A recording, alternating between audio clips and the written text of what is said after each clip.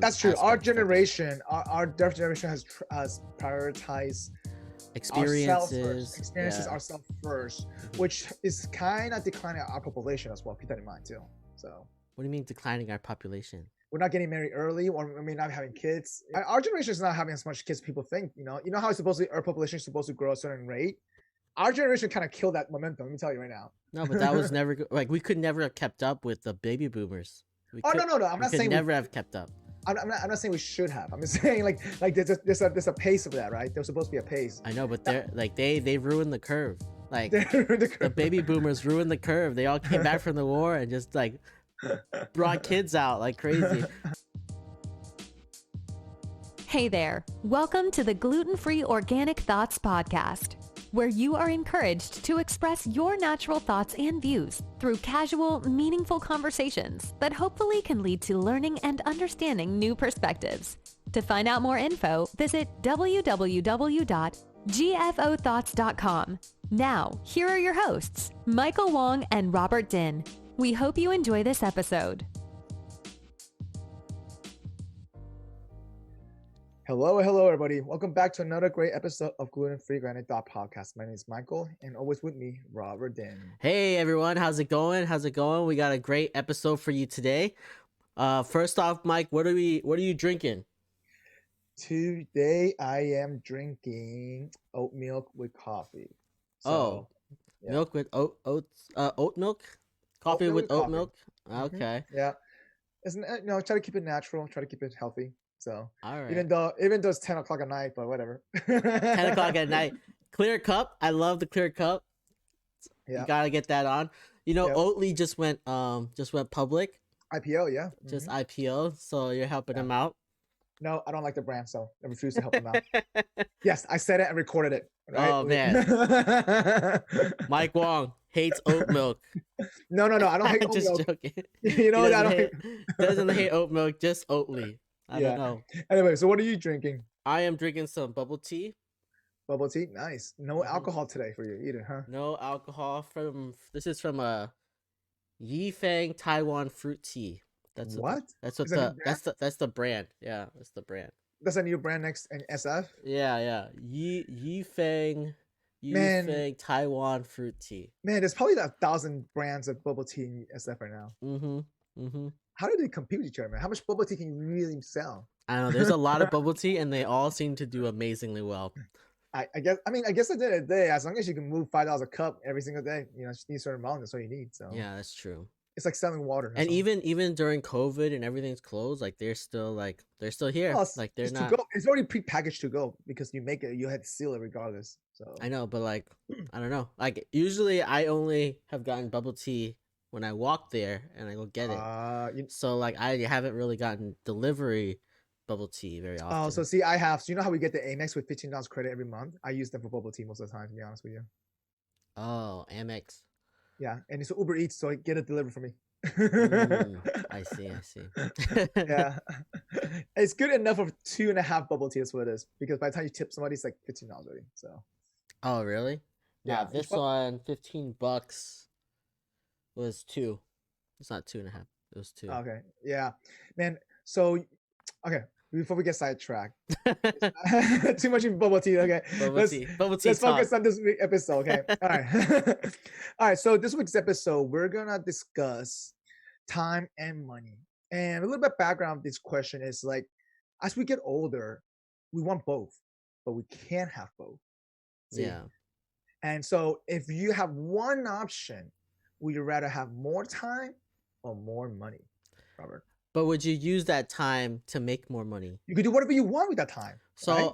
Wouldn't the obvious answer be like, oh yeah, if I could have a wish, I'd wish for 1,000 wishes, right? Like, isn't that something? But similar? if you have a family, though, do you have time or do you want more money, though? See, I think that answer will vary depending on, I guess, your life scenario, right? We're single. Our answer might be different versus someone who have a family and kids.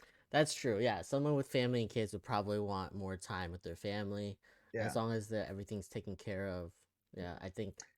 And this is a question I've been contemplating for quite some while, especially the last 7 months. And so, like, do I want more time or do I want more money? Especially with COVID, I appreciated more time coming back to me. Less travel, Mm-hmm. working from home, working more efficiently from home. So therefore, I gain more time for myself. Mm-hmm. But it doesn't necessarily I'm making more money though. See, unless I use that time to make more money. Yeah, unless you use that time to go Yeah. make more money. Yeah. I don't know. Like, if I'm just gonna use that time to work, isn't it the same? Doesn't it It seem could like be. the same? It depends what you want to do. So I'll start answering that question myself. Yeah, let me think about it. So for me, I decided that I want more money. And the reason why is because once I have more money, I have more time. Mm. So most people think the other way around, right? Which is fine. It's okay. So because I'm being single, if I can make more money somehow right now, today, the next 3 to 5 years, somehow, right? Build wealth as much as I can. I can have more time to back end, right? But the downside to that is that I might not be enjoying my time in front right now. You know what I mean? So therefore, am I losing time in a sense? I mean, or I can make quick money, I guess, in the next 2 years or so, and then have more time. So it depends on, I guess, the long-term goal is. So I figure, you know what, if I can make more money upfront as much as I can have more time at the end, and then to figure out what I want to do. So That's true. Yeah, I don't know. It gets. I think that answer comes up until a point, like up until like you've reached your your goal of like yeah, financial goal, right? I think right now I would also choose money, but only slightly. I think it's because it's pretty close though for me. It's really close. it's because right now, like I feel like I work on. I mean, I work on salary, right? So like Yeah, so working more doesn't like lead to more money. exactly. So it's like you're you're putting in more time, like, and the higher you go, the more time you're putting in, just because you're Yep. doing more mental stuff. You're like involved more with the business, so you just like have less time because you're just putting so much into work, right? And So how so about this? Let me ask you this though. So let's say that it sounds like you're on the fence, right? mhm. So let's say that you want more, just you want more money, but necessarily mean that you're gonna work more, right? But what if you have your own business on the side to make more money? Right. Okay. Yeah. But Like that requires more time, though. if it See? was if it Scenario. wasn't the situation I'm in now, where I'm making a Yeah. salary and the more work I do, Yep. the I don't make any more money. If it was like I'm gonna put more effort in, it's my own Yeah. business, or I work hourly or something, and I'll put more time into work to make more money. Yep. I would do that. I would just put everything in, go Wait, you say 1,000%. time? You should say time or money. Sorry, which one you say? I would just go for the money. I would just like Okay. I would just do a thousand hours or something, Yeah. just to get accumulate that money, and then I can That spend wealth. that Yeah. I can spend that money later, right? Like Correct. Yeah. that's Correct. it really makes a lot of sense. It's really comes down to like when you're like, but it doesn't give you much time for like relationships. It That's doesn't true. give you much Yeah. time to like, I don't know. I feel like Well, I and that's why because again, we're single, right? So our answer might be different. And mhm. let's say that we end up meeting a girl and then we would start dating, then our answer probably is going to change dramatically. So, Depends how good the girl is. right? Depends. Yeah. It's like That's true. how much you really love the girl, I guess. Um, That's and true. Yeah. maybe you find a girl that is also the same, so then you don't have to change anything. But yeah, it really does depend on a lot of stuff like that. Yeah. And like, I mean, uh, I contemplated this answer a few times just because I have more time doesn't mean I'm making more money. No, because my salary is fixed, right? Unless I'm starting a new project, starting new other things, start selling stuff, then I'll be making more money, right? But I appreciate the time that I've gotten back, but I feel like I'd rather make more money and then I can accumulate the time later on to do whatever I want to do.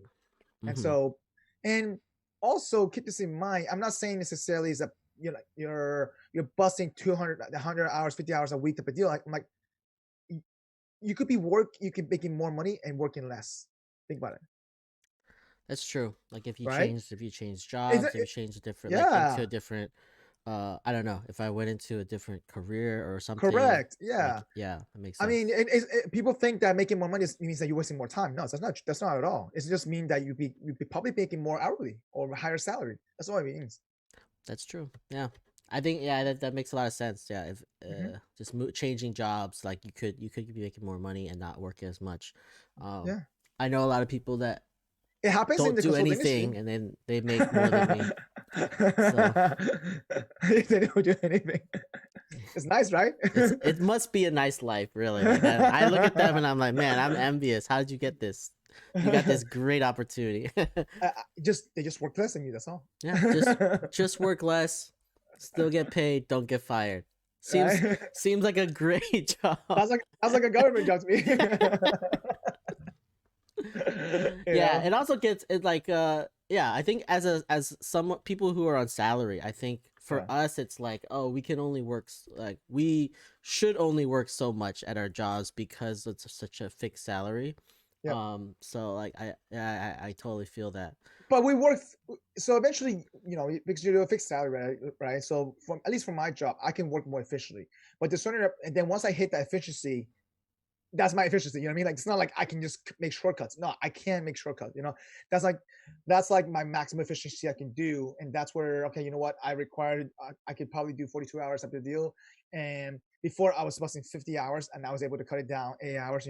But at that point, that's it. You know what I mean? Like No, for me it's a little different. Like yeah, I could work a little more to make parts of like other parts of the job more effective, but yeah, then there's always that opportunity to make everything better, so that if I work like 50 hours this week, I'll get back a couple hours going forward, but yeah, then that other couple hours gets like filled with other stuff, so then like yeah. It that's happens. It's always cascade. It's always cascading yeah, down. so like I could end up working 50, 60 hours forever just because I'm making stuff more improved every week, Yeah. and yeah, maybe if I stopped improvements, then I Well, for could drop it us, down. But it's just crazy. It just well stuff gets for us, it's added a so scope much. of work. Is why. So we always define by our scope of work. Hmm. So once that scope of work is fulfilled to this best maximum. Yeah, So I agree. Yeah, it makes sense. I also think like if we had a family, it'd be different. yeah, I'm pretty sure if you have a family, you would choose more time to spend with the family and more time to make more money too. If you think about that, right? So they could pick you. Time is something that is very finite, where you can always, but you can always make more money. Hmm. Time you can never get back. Money you can. Right, exactly. And that's like I think the millennials are in this space right now where like we've seen that Wait, millennials. millennials or Gen Zs? I think it's millennials because Gen Okay, Zs aren't working right now, right? Or like they are working. They're working. they're just getting into the work environment, so like they're really not They're working. working hard. That's what I say. They're working hard right now, not really working smart yet. So yeah, Yeah. so like I think the millennials, they have prioritized like travel a lot, and like that is not work, right? So like that's more of the time That's true. aspect for them. Our generation has prioritized ourselves first, Experiences, experiences yeah. ourselves first, Hmm. which is kind of declining our population as well. Keep that in mind too. So What do you mean declining our population? we're not getting married early, or I mean, not having kids, or once the time comes by, like our generation is not having as much kids as people think. You know how it's supposedly our population is supposed to grow a certain rate. Our generation kind of killed that momentum. Let me tell you right now. No, but that was never like we could never have kept up with the baby boomers. We Oh could no, I'm we not could saying we. never have kept up. I'm not saying we should have. I'm just saying like there's a pace of that, right? There's supposed to be a pace. I know, but That, they're like they ruined the curve. Like the baby the boomers ruined the curve. They all came back from the war and just like brought kids out like crazy.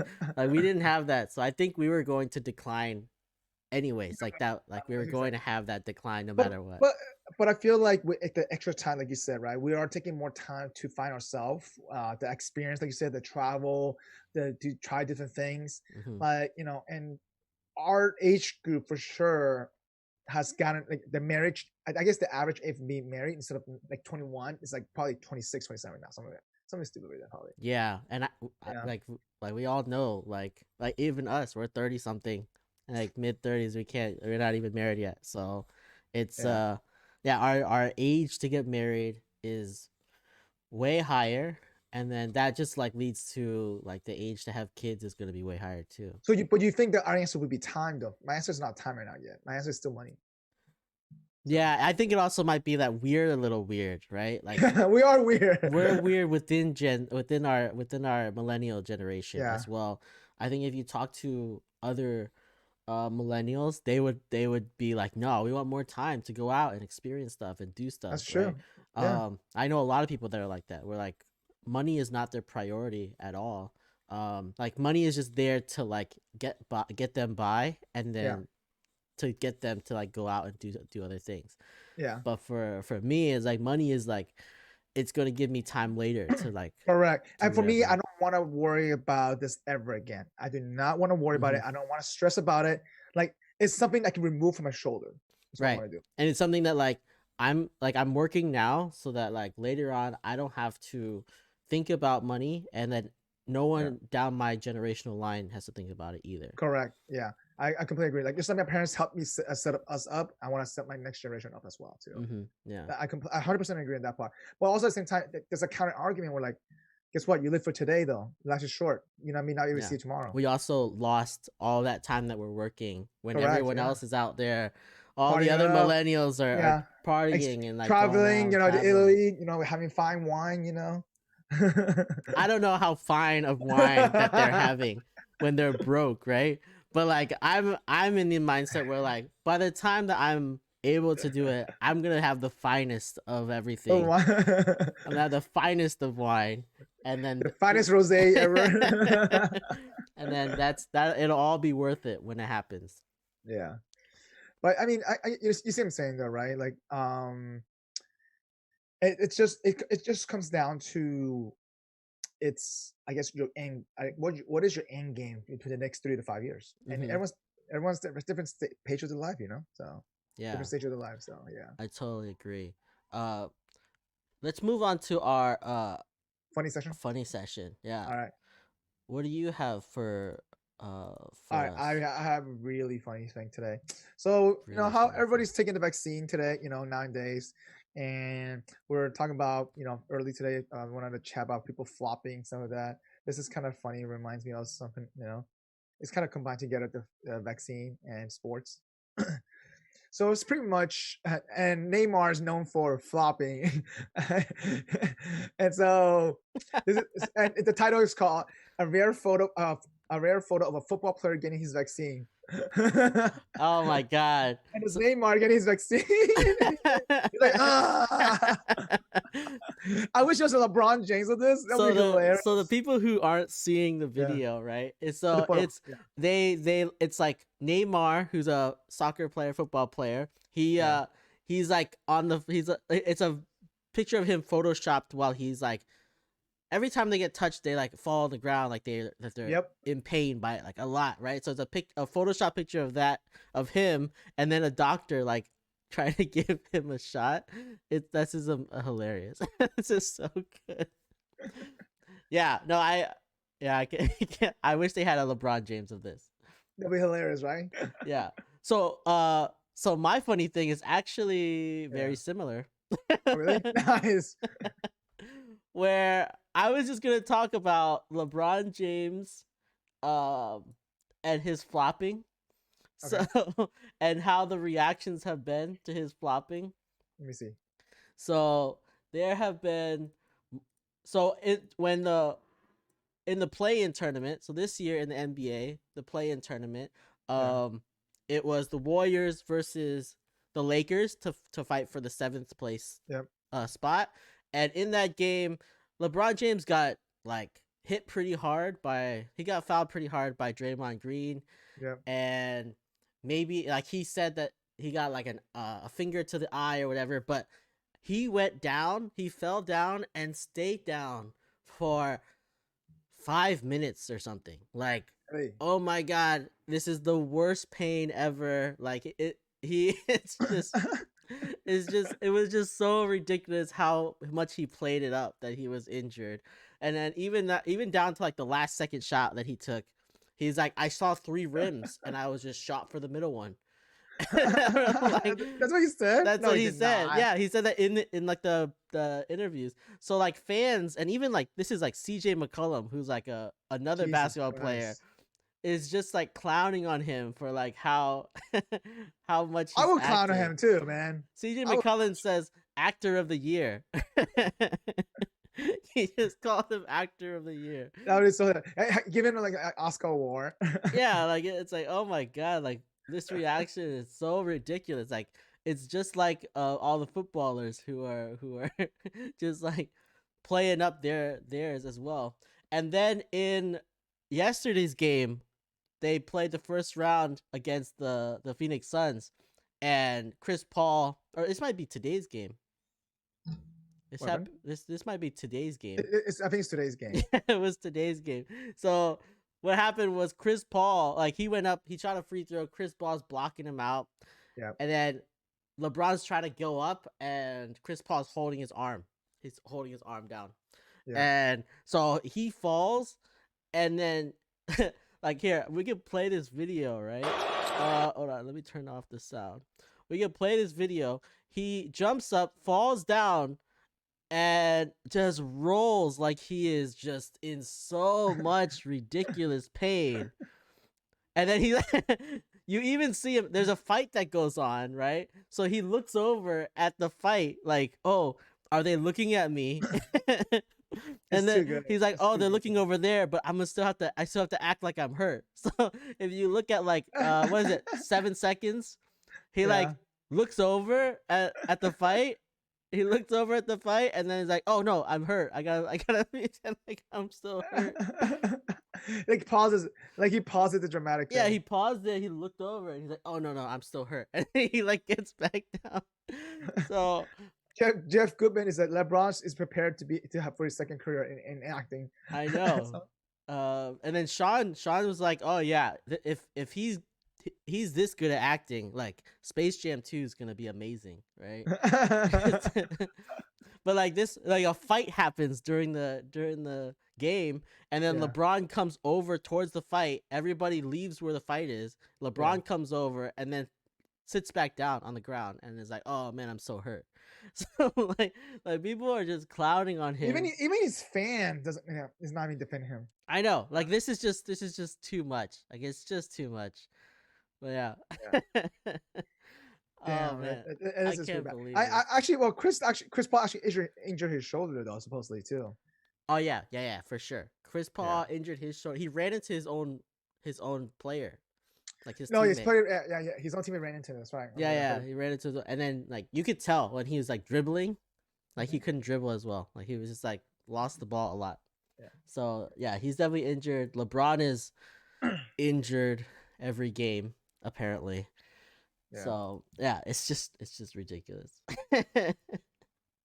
All right, so now let's get back to the conversation. Now, the second part of this conversation I kind of wanted to talk about is more like if you had, I guess the financial freedom. Let's just say that, because at the end of the day, listen, an average American, they're in debt. They can't even scratch $400. That's just facts. They don't even have $400 saved, right?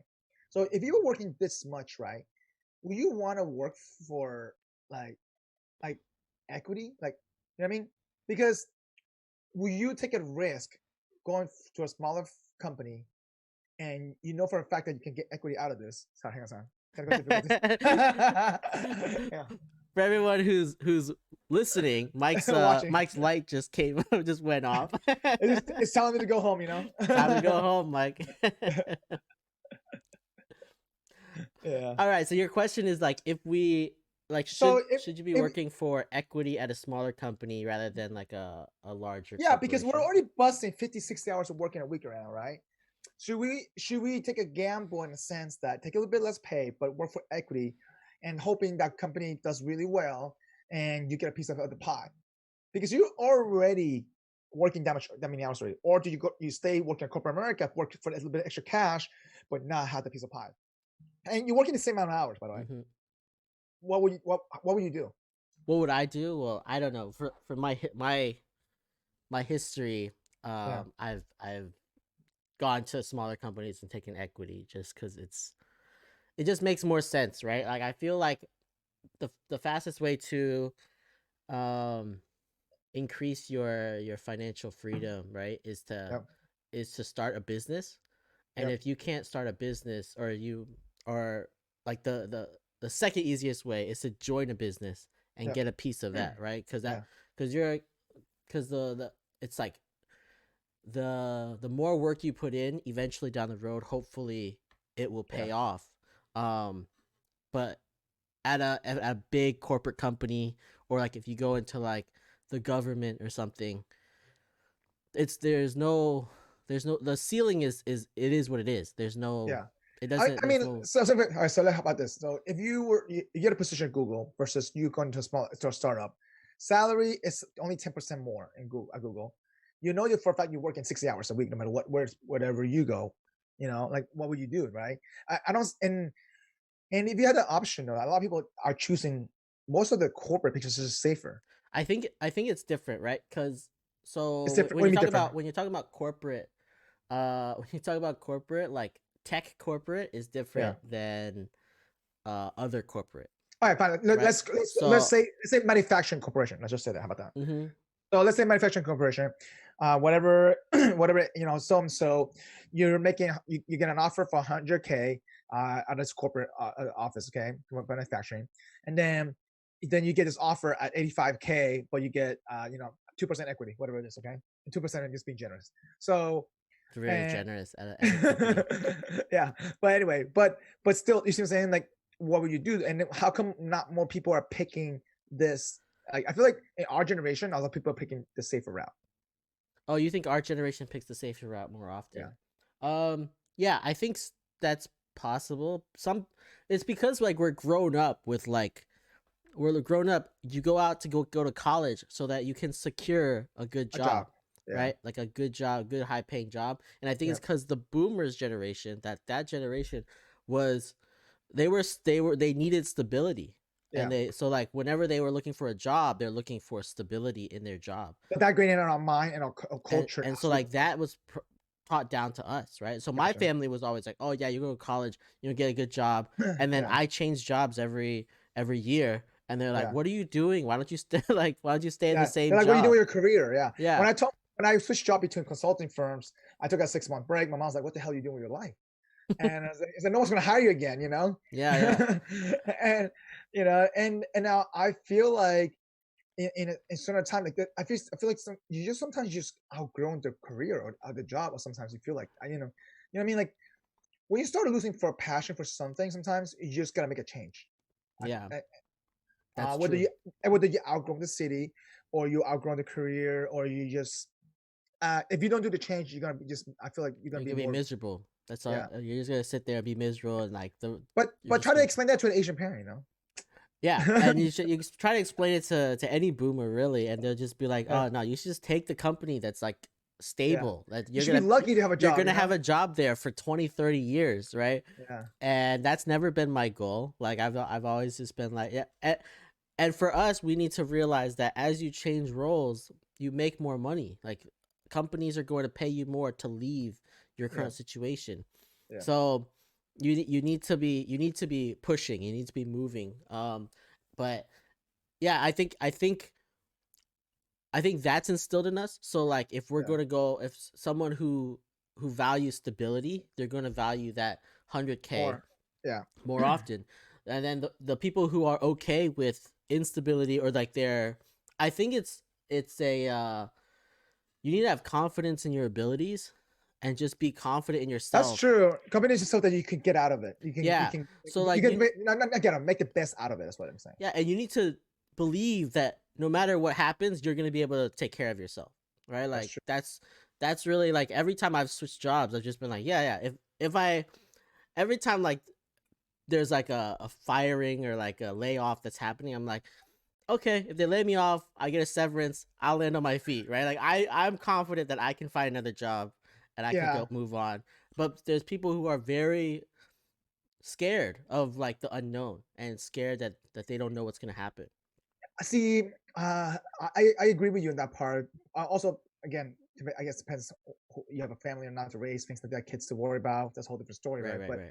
But I'm not just speaking for ourselves, where we don't have to worry about even a girlfriend, you know. But but more like, well, we can do that because not because we're young. It's just because we can take the gamble. I mean, and we believe that that in the end we'll be able to find our way into another something. And we believe that we're better off at the end of it too. Yeah. So, but I feel like that comes down to that plays a role into financial freedom in a sense, because I think that if you're busting your ass up for the same amount of hours, no matter where you go, why not take that chance for me? At least personally, if we're in our situation, you know. So Yeah, I think so. For yeah, me, I also think that way. Like, if I'm going to be working and I'm going to be busting my ass anyways, hmm might as well have a piece of the pie. Be like join a company, get yeah, some equity, and then if that equity like explodes, then you're set. But that's the difference between like a startup company and a like manufacturing company, like you said. If like established manufacturing company. Yeah, Yeah, yeah. I get Like that. if you Yeah, go to like an Apple or an Amazon or like yeah. one of the FANG companies, They get those stock options too. Yeah, no, you're getting RSUs, right? Like this, it's not options, right? yeah. It's still like a stock package. So you're No, getting it's stocks options, employee discount. Yeah, yeah. So you're getting a equity package in all of that. So you do have a piece, and those companies are growing at a rate that is like it's it's good enough where like you could take those jobs and still become very rich, right? And that's the difference between what I see between like Fang and like some other non-tech companies that are stable.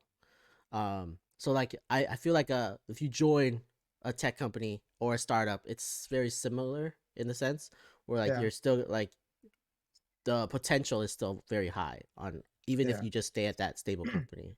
Even I remember even at Disney, right? I remember getting that employee discount stock option was nice. The extra 15% discount. Mm-hmm. Back then, I remember this wasn't me being just being an intern. I remember it was like it was the Disney stock was $24 per share. I got a 15% discount. I just started loading it up, maximizing the hell out of that. Every Mm-hmm. 6 what's it called, that EPS was that's what it's called, EPS whatever. ESPP, Yeah, SPP employee is what it stock was. share plan or Yeah. something. And so like every time I interned it 3 times. I just maximized the hell out of it, throw everything to my paycheck, I'm still holding on to the shares today. So Mm-hmm. it was like, and back, like that's like my life saving there pretty much right now. Yeah, and like So companies that you expect to be like continuously growing and like yeah, are good, like you can still make a lot of money off of it. yeah, And then take that high salary as well, right? yeah. But I don't know. I feel like a lot of people like the security. That's why they take those other jobs that are more And I secure. feel like that extra 10, 15K could go a long further way, like Yeah, today. and maybe yeah, and it's also a difference between like, oh, if I'm making 85 to 100 versus Yeah, like 130 to 155 or something, yeah. 130 145. Like it's if the higher you, the more you make, that 15K doesn't really May matter as much. matter That's as much. true. That 10% might not That's matter a as good way much. to call it, because especially like versus 75 and 60K, that's a huge jump. Yeah, right. Like you think about it, that's like mentally wise, that's a huge Yeah, jump. it's But 25% right there.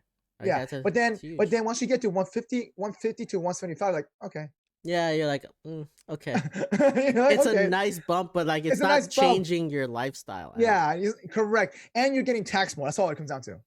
That's you're getting know? paid more, so you get taxed more. It makes Yeah. sense. Unless you're making not unless that I think the next gap for that, I feel like, is between 230 and 250. Like, yeah, you know what I mean? Because now you jump the bracket of the tax bracket. Yeah, that tax bracket jump. Yeah. And so I think that matters too though. So Yeah, it depends on where you live and stuff as yeah. well. I think the It's tax bracket, the tax changes, it's not too much change, but if you live in like a state like California, it's it's crazy, yeah. huge. Yeah. Like It's huge. Yeah. they take half of your stuff anyways. New York So City, New California, York, DC. yeah, Yeah, I yeah, don't know this over there. Yes, that's for crazy. sure. Yeah. No, Seattle's zero. Yeah, What? Seattle's zero. The Washington State has zero tax. I did So not know that. yeah, so that's that one. That one's not one of them. But yeah, New York, DC, and California, very much so like that. Like you Yeah. gotta take into account taxes as well. Yeah, that makes sense. Yeah, but I mean, it's something to think about, right? So, like, at the end of the day, is what do you want to do with your life? And I know we contemplate this all the time at different phases of our life, whether we turn 21 or 25, 30, 45, whatever, so forth. Like, do you want more time and more freedom? And hopefully, this whoever listening to this episode, hopefully has given you a different perspective. I know that we're one side of it. I'm sure people who have family who is probably They're have probably different like on answers. the all opposite side. Like, what are you Yeah. guys? What are these like stupid kids like talking about? Like Thinking about it, more money. more money? Like Come on, we need time with our family. Like, how much? What percentage of our generation do you think is in our mindset that has the same mindset as us? I'll say probably let's every 100, probably maybe 10. Oh, you think we are 10% of our generation? Because at the end of the day, like you said this before, right? Our generation millennial wants more time to do experience. Okay, I guess that makes sense. Yeah, but also like I feel like our listen, generation. I was like that too. Don't get me wrong. I travel a lot for fun. I travel like, you know, but also at the same time, I kind of make sure that I'm still keeping up with my wealth a little bit, my net worth, right? But I travel from experience, and I still make that my priority every year, no matter what. And Yeah. so that has not been my priority almost ever any year, that I've been around. So I think I'm very much on this far end, and like everywhere else, everyone else is somewhere in the middle.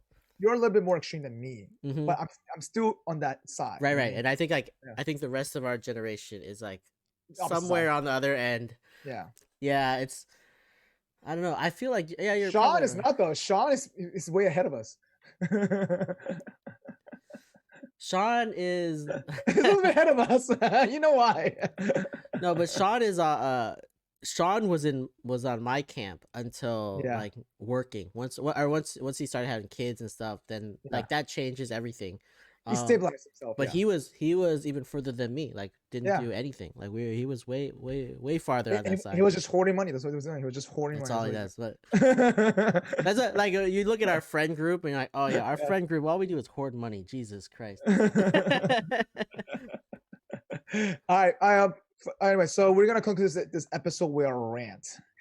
I do want to start my rant because I've been wanting to get this on my chest. Okay. So for those who live in near construction, okay, let me tell you, hopefully there should be some kind of insurance those construction company offer around the neighborhood, because they leave like metal scraps, nails, screws, whatever it is. They don't clean it up half of the time, and they do a shitty job at it, you know. And so in the past 2.5 years, there's been a heavy construction nearby my house. Today I got a nail in my tire. It wasn't even a nail, it was a screw, okay? Ish. Like it was kind of weird screw nail, whatever it was. Mm-hmm. And I'm like, this is the third nail I got in 2.5 years in my neighborhood area. Damn, 2.5 years is a lot. Yeah. They should have some kind of insurance that I can just call and get my money back, you know? Worthwhile. Who would you call? Like who? I don't know. They should provide that kind of stuff for the neighborhood, you know? I think it would have to be like the state or something would have to. Correct. And then they pay for a freaking tire, you know? A tire costs like $100 to $200. Or they pay to fix it. No, I want a new tire at that point. No, if it busts through like that, especially busted through the main structure of it, no. It also depends how I guess the tire gets penetrated, right? Oh, or everybody gets those tires that can get fixed, the self-fixing tires or whatever. They have those. The fillers? No, they have tires that don't go flat. I never heard of it. Never seen it. Yeah, there's tires that like if you get a nail in it, it'll like self-repair or something like that. That's what they're called. What's a robotic tire? AI tire? I don't know. It like I don't know. I don't know how it's made, but it's made in a way where you can still drive on it for a long time after it get a nail. That's interesting.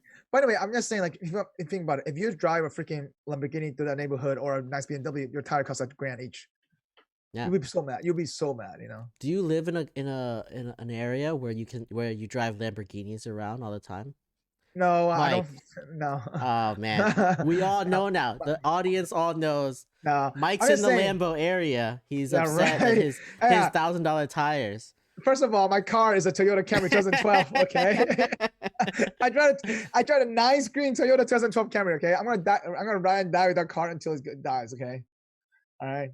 Maybe you need to up the ante in the neighborhood and get a Lambo so that now your neighbors start getting Lambos, and then you just up the level of the neighborhood. Believe it or not, my whole neighborhood has much better car than I do. I think even my roommate has a Cadillac. Okay, I have a Camry still. Like all my neighbors have some kind of luxury car except for me. Oh, interesting. I just don't drive enough to get a luxury car. You drive enough to get 3 nails in your tires in 2 years. So, listen, I wish I could win the lottery. Let me tell you right now, with that kind of thing, with that kind of luck. Man, I don't think that's Yeah, that sucks. It really does suck. I don't know who. Yeah, Yeah. the state would have to pay for it. I don't know if they would even do that. I don't know how can you sue the state? I don't even know because you can't prove it's their nail, right? You can't prove it's their stuff that's thrown in the middle of the street. Hmm. You see what I'm saying? I think you're stuck, man. I It know. seems I'm like just thinking. I feel like there should be any kind of construction site. It should kind of provide some kind of coverage within that mile radius or something like that. Mhm. So I don't know. Okay. But then everybody would take advantage of that shit. So They definitely would. Like I would get a nail in. I would just get a nail in my tire just to get a new one. Every time my tread is worn, just get a nail in there. Just yeah. re up. I mean, Florida's already has enough. What's called fraudulent frauds with insurance already. Might as well just add a little bit more on. Yeah. All right. So what's your event? So my event is it has to do with you actually, right? Okay. So the other day, I don't know, one of our friends is going to Vegas, so he talking about practicing his blackjack, right? Okay. And so he sent us a blackjack trading site. So I saw. Yeah, that's right. You practice on your own and you do the counts. Yeah, and so they give you like it's $1,000 free or whatever, and then they're betting or whatever. So I played like I want to say I played like 200 hands or something. How long did that take you, by the way, 200 hands? 30-40 minutes maybe. Shit, you sit down for like 30-40 minutes. I don't think it takes that long actually. It might have been 20 minutes. I don't know. It's not that long. I've actually gone farther and done like I'm at like 1,300 hands now. Like holy crap. I don't know. I get in these moods. Like I've also played like Monopoly Deal site. I've gone on there and played hundreds of thousands of hands. That's true. So yeah, you try to become a pro. You just put in hours in. That's fine. I don't know. It's like mindless work. I guess. Is it mindless though? You have to think about it though. You do have to think about it a little bit in blackjack. Yeah, but I don't know. Yeah. It's mindless in the sense that like there is a mindless answer. There is no counting there. You can't count cards though because they don't tell you. Yeah. So what happened was I played like 200 hands and then I was down. Like I played 95% accurate, right? They tell you how accurate you are. I played 95% accurate and I was down $200. And I was wait, you made the right moves. I made 95% right moves and I was down and I was like, this makes no sense. Wait, did you double down the wrong time and you lost more money? No, like it's just 95%. It means that at 5% of the time I it doesn't matter. All it takes one big hand to make you to lose. No, but they're all the same bet size. They're all the same bet size. Yeah, they're all the same bet size. Sometimes you double down or split and stuff like that. Like correct. That would make it more. But still, like I'm only off by 5%, right? And I was losing. I was like, I posted to the group, and then Mike Wong over here was like, "What's the point? Like that? Like it's not going to be accurate to like what the real casino is. It's because you have other people playing." Yeah. And I'm like, does that mean like I shouldn't be practicing this? I feel like that's not the point of this game. The point of the game is to be accurate enough so that you can play for your own personal moves, so you can play. Yeah. But I do think that people who play blackjack, I mean, they can, you guys can comment on this, but I feel like the people around next to you matters, right? Because for example, especially that could be people hitting the wrong spots and they're getting that whatever the number it is, right? That kind of impact your decision to a certain degree. Yeah, but that doesn't mean that you shouldn't be practicing on your own. You could always leave that table and go somewhere else. Oh yeah, no, I'm not saying you shouldn't practice that at all. Eventually, you can get to a table where it's just you and the dealer. Yeah, that'd be a deal scenario, right? And then hopefully you can play. Like I think it got to like 800 hands, and then I was positive, like something like that. 800. That's like 2 hours. I think it was more like that first 200 hands was like the worst losing streak. It was like a really bad losing streak. Yeah. And like my luck was just like on the wrong side. And you know what you do? We should do like a tournament amongst Frank. The first person who played 2,000 hand, the most winnings. The most winnings, but like it's not like 2,000 hand. That's a cap. 2,000 hand. It will force you to be accurate. I mean, I don't. Yeah. Or it could be like you're inaccurate at the exact right time. Yeah. And like you didn't double down when you should have, but you would have lost that hand or something. Yeah. Like. So I mean, think about it, that right? Like you said, so you're practicing also is to minimize the losses. You could have lost but you can also minimize the losses as well at the same time. Yeah, because mistakes lead to like they cost money, right? Or like in the long run, say you have a 1,000 hands or something. In the long run, that'll lose you money. It's just that's the idea, right? But like I don't know. I played a lot of that game, man. I don't know. Listen, I don't know how to play blackjack, but not well either. So I made enough mistakes. I got to 95% accurate. I think I'm doing pretty well. Yeah, but how much money you made too? It's also stupid, right? Because like at like 800 hands, I was up $500 or $400, and at 1,300 hands, I'm up $500. So it's like it's like so up and down. Like it's just can you increase your bets? No, not on that site. The site's just to track like the right move at the right time. So they're not really tracking like how much you're winning. Maybe. I wonder there's another site that does the same thing, but the tracks they can also increase increase your bet. So that way you can actually bet on the right time because now you're confident that's the right move.